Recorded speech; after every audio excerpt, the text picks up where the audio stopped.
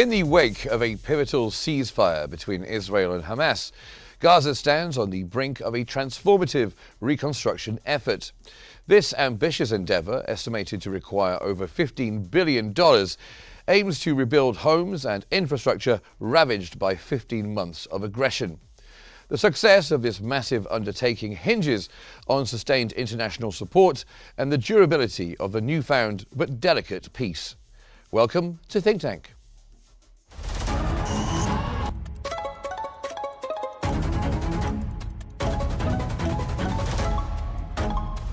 Our world is becoming unhinged.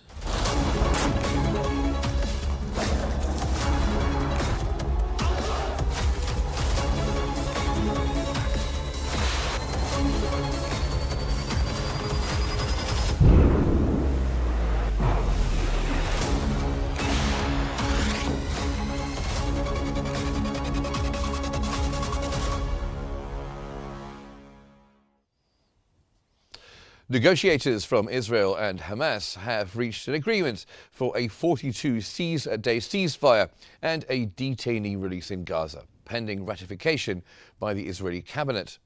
This truce aims to halt the devastating 15-month conflict that has claimed tens of thousands of Palestinian lives and caused immense destruction. The New York Times has reported that the ceasefire would begin on Sunday, though some logistical matters remain unresolved. International figures, including David Miliband, have stressed the urgent need for humanitarian aid and described the ceasefire as a crucial step for civilian relief and future peace efforts. The former US President, Barack Obama, welcomed the deal, emphasizing the need for long-term conflict resolution while acknowledging the pain of those affected.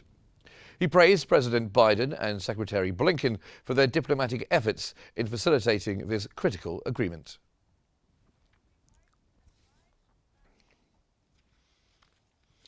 The United Nations estimates Gaza will need billions of dollars for reconstruction following the devastating war between Israel and Hamas, which has killed over 46,000 Palestinians and damaged two-thirds of Gaza's infrastructures, with 170,000 buildings either flattened or severely damaged. Clearing the 42 million tons of rubble, some of which is contaminated with asbestos, could take 14 years. Ashaq al-Awsat reports that the destruction has left more than 1.8 million people in need of shelter, with critical shortages of water, energy and healthcare services. Agricultural collapse has worsened the crisis, with most livestock lost and food production decimated. Rebuilding faces immense challenges, with over 200 government facilities and 136 schools and 823 mosques destroyed. The international community stresses the urgent need for humanitarian aid and long-term recovery efforts. Joe Biden has announced that Phase 3 of the Gaza ceasefire deal will focus on a major reconstruction plan for the devastated enclave, alongside the return of the remains of deceased Israeli detainees. He described the negotiations as among the most difficult he has faced, crediting Israeli pressure on Hamas and US diplomatic efforts for the breakthrough. Ahram Online reported that Phase 1, lasting 6 weeks, will focus on establishing conditions for a permanent end to the war, with Phase 2 involving a full withdrawal of Israeli forces and the release of all remaining detainees. The ceasefire will extend as long as negotiations continue. Biden emphasized the suffering of Palestinian civilians, stressing the need for Gaza's recovery and a future without Hamas. He also highlighted US coordination with the incoming Trump administration, asserting that the deal framework was his original proposal.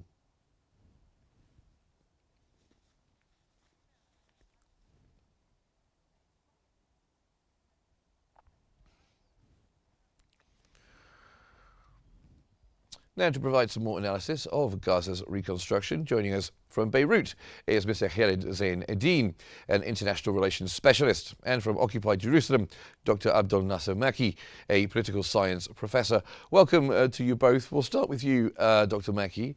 To what extent does this agreement signal progress towards a permanent ceasefire?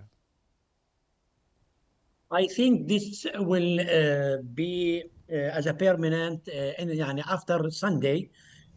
I think all the parties they agree to reach to this compromise, which is the two, the administrative in the United States of America, Biden and Trump.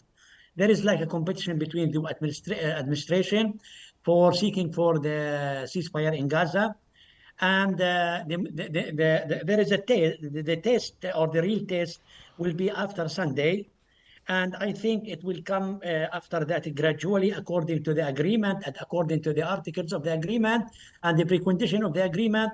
I think if it's fulfill all this agreement or the precondition have been fulfilled according to the what have been, that's agree yesterday between the two parties, I think it will be permanent.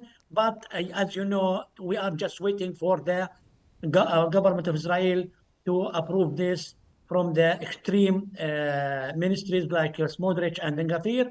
And after that, I think Netanyahu will go ahead with have the approval from the government, and he will give it like a gift for the Trump administration in Sunday at 12:45. So yes, I think there will be some problems here and there and some attack from the government of Israel or the Netanyahu try to even to escape from this, that agreement. But I think at the end there is no any for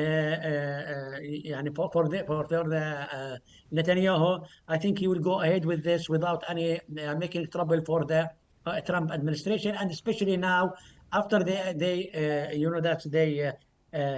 agree and they also sign. So I think Netanyahu can't that escape from this agreement. And coming to you, Mr. Zain, in Beirut, what do you think the key diplomatic challenges might be when it comes to the reconstruction of Gaza? Excuse me, my correct name is Khalid Zain Eddin. فيما يتعلق With في respect إعادة الإعمار to في the قطاع غزة reconstruction عندما in the وصلنا Gaza Strip, there is a dilemma of reconstruction that requires long years. International reports talk about the reconstruction might reach 2040, that will exceed 10 years, 15 to 20 years. Each part of construction would require 8 billion US dollar. More than 42 million ton of the rubbles and polluted rubbles, according to the Ministry of Health of Palestine. More than 10,000 of the remnant of the bodies among these rubbles, and more than 96% of the houses of the sectors are totally demolished. And the number of the housing units that are totally demolished, more than 200,000 and 425 housing units. In addition of the livestock, 90% of the livestock were devastated totally, and more than 90% of the agricultural fields that are in place through the sector to buy the war. That would require more than 9 billion US dollars to rehabilitate. Even the rubbles would require 14,000 for work to be removed.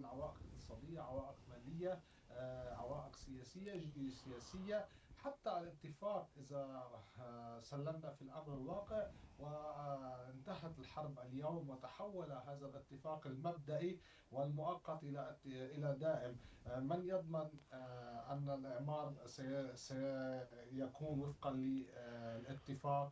لن يعرقل، لن يكون هناك شوائب، لن يكون هناك شوائب في هذا الاتفاق، لن تتنصل منه إسرائيل، لن تعود Israel never escaped from Hamas, never returned back to execute operations.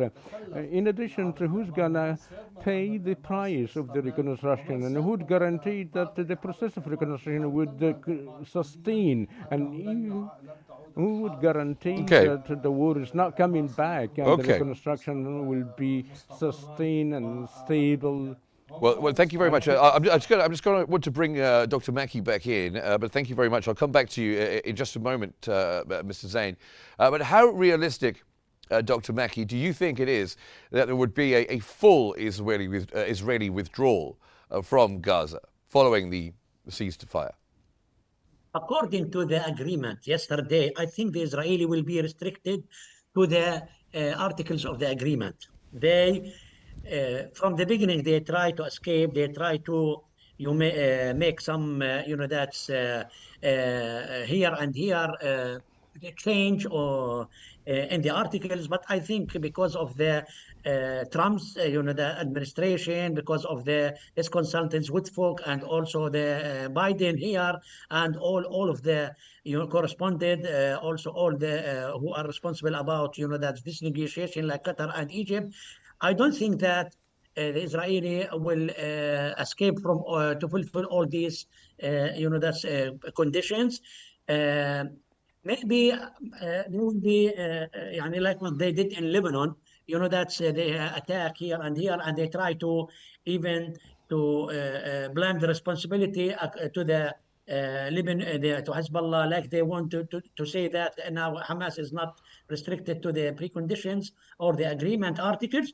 But I think on the end, the Israeli government, after they have the approval, Netanyahu have the approval from all the government, the cabinet, I think they will go ahead with this. And also, there is no any, there is no any reasons why the government of Israel is not fulfill this agreement because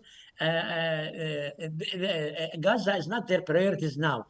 After they finish, as they said, they will go ahead with their plan in the West Bank for the settlements. So they will put the Gaza away, and they will make all this agreement to be restricted to they will be restricted to the agreement. So we will see that there is like a calm. There will be a permanent, that ceasefire in Gaza after the three stages that have been approved in Qatar. So in the end, I think the Israeli government will not do anything violated this agreement. Well, thank you very much. Both of you gentlemen, please do stay with me. We're going to come back to our conversation in just a few moments. Dr. Mackey and Mr. Zain will be staying with us. But now that a ceasefire has been reached, Gaza's reconstruction faces immense political, financial and humanitarian challenges. Here's our special report.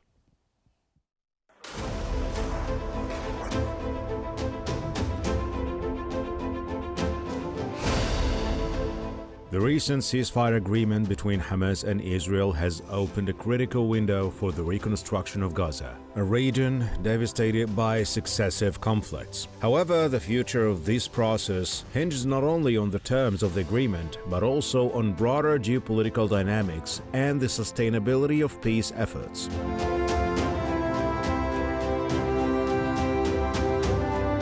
Firstly, the potential cost of Gaza's reconstruction is staggering, with estimates reaching over $10 billion. This figure includes rebuilding infrastructure, homes, healthcare facilities, and schools, as well as addressing the humanitarian crisis exacerbated by the blockade and recurrent hostilities. While the international community, led by the United Nations and regional actors, has pledged financial support, the question remains, will this aid be enough, or will political challenges delay the rebuilding efforts?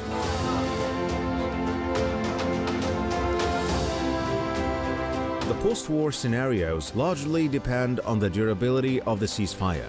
Recent violations between Israel and Hezbollah cast a shadow over the ceasefire's longevity, raising concerns about the fragility of peace in the region. Additionally, the viability of a two-state solution continues to be a major issue. As Israel's settlement activities in the West Bank expand, prospects for an independent Palestinian state appear increasingly distant, further complicating the reconstruction process. Egypt, alongside Arab states and the United States, plays a pivotal role in shaping Gaza's future. Egypt's strategic mediation efforts and its position as a critical regional actor are essential for ensuring a stable ceasefire and facilitating reconstruction.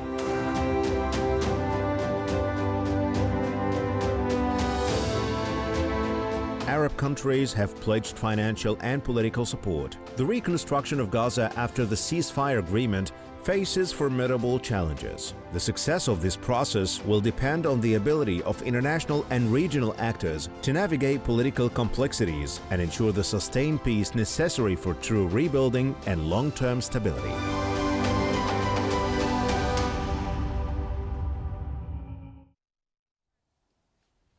Well, my guests are still with me, Dr. Mekki and also Mr. Zain.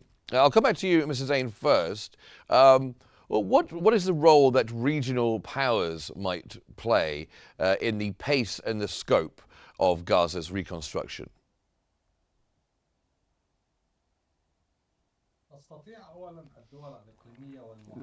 Regional and effective diplomatic powers to play in a pressure upon both parties to abide and adhere the truce and the ceasefire agreed upon. Secondly, with respect to the reconstruction, the meetings could, as well as international conferences to be convened to fostering financially and economically to give a momentum of the reconstruction of Gaza and meditate the suffering of the people of the Gazans, and more than 1.8 million of Gazans are in dire need of sheltering and in an urgent time. So the international community may be the financial, diplomatic and political sponsor to secure the fundraising and monitoring the truce and not to allow any violations from each parties. And to you, Dr. Mekki, the buffer zone. Could the buffer zone within Gaza threaten Palestinian sovereignty during the reconstruction phase? You mean the buffer zone that between the Gaza and between Israel, which is the Israeli? Yeah. Yes, I think the buffer zone, as according to the agreement, it's about from 500 to 700 meters along Gaza. Look, I think one thing is that if there is a willing between the all parties and there is a pressure from the United States of America and also the Israeli government is not even want to destroy or destroy this agreement, I think there is no anything will influence on the rebuild and also reconstruction in Gaza. And maybe it will be for political issues or geographical issues. But I think that if there is like assistance coming from abroad to Gaza, it should be come from all the borders from the Israeli the passage. So there will be like international guarantee. There will be that's control from Qatar, United States of America, from Egypt, in order to enhance and also to support and to make facilities to all the assistance to enter Gaza.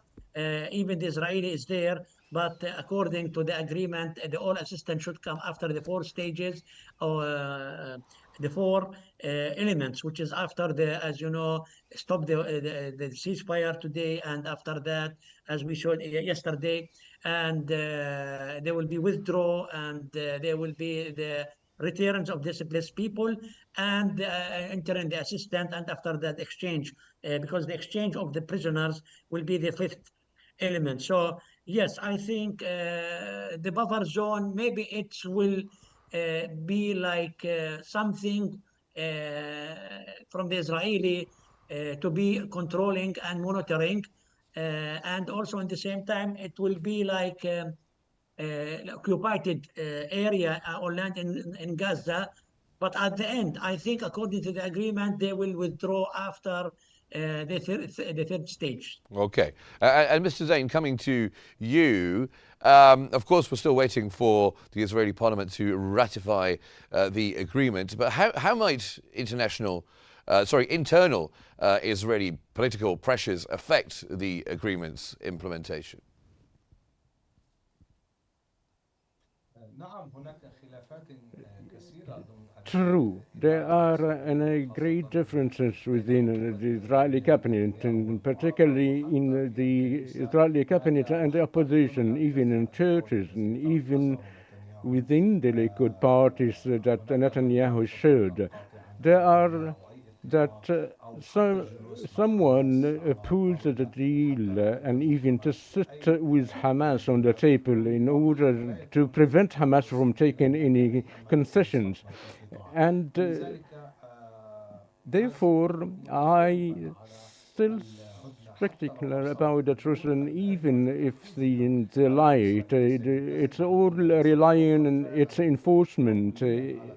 The Israeli will stop completely in the war in Gaza and not targeting under the pretext of targeting Hamas leaders and to regain the war again. Who would guarantee that Israel not to escape, as mentioned by your kind guest, that Israel isn't going to escape of the conventions and agreements throughout the history that signed by Israel and the PLO. Israel completely escaped if it never adhered to. On top of which, the Oslo agreement signed with the late President Yasser Arafat. Within inside Israel, some wish only the return of the hostages as a pressure card upon Netanyahu, but the party does not want to go in the process of negotiation. There are suspended files, but the pivotal of Israel as well as the future of the Jewish state all agreed upon, and the whole should eradicate Hamas and any future threat to the Jewish people and their causes. Well, while we're talking about the past, you touched on that there, Mr. Zain.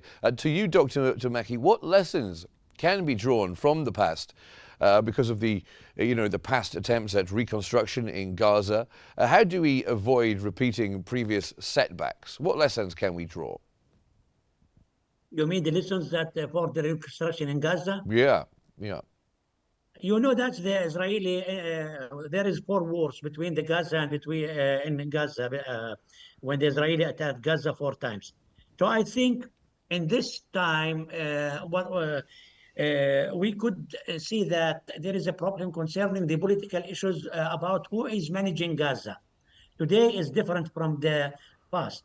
Today we are talking about there is like a body which have been destroyed from the administration, from political issues, from all the regimes in Gaza. So who will be responsible and manage Gaza? Even in the reconstruction, who will be responsible about this era? Who will be responsible about entering the assistance, or responsible about receiving the money? So I think they should be careful for this matter. Otherwise, the money or the construction will not be there in Gaza. So they should be like steps by steps, gradually to focusing on the priorities in Gaza. The priorities in Gaza, as you see, it's about the home for the people, like tents, like also the water, the food, all these assistance, all this is priorities for the Gaza people, and also for the agriculture, and also for the schools. So the life should be come back normal, and after that we could talk about that's what we will do in the future. The people in Gaza should go to for their life to be secure, to feel that the life is coming back for them, and all the necessity for them will come to them, like the food, like the water, like sewage, like the solid waste, how they could remove this. But the lessons now is different from the beginning. We are talking about destructions of all Gaza. So, first of all, this is one the precondition for all these things is that who will manage Gaza? Who will be responsible about this? Hamas is not there, as you know, maybe the PNA, but Israelis refused. So we are just talking about the agreement, but we are not putting our finger about who is be on the top rank of the political regimes in Gaza. This I is think so. the important thing.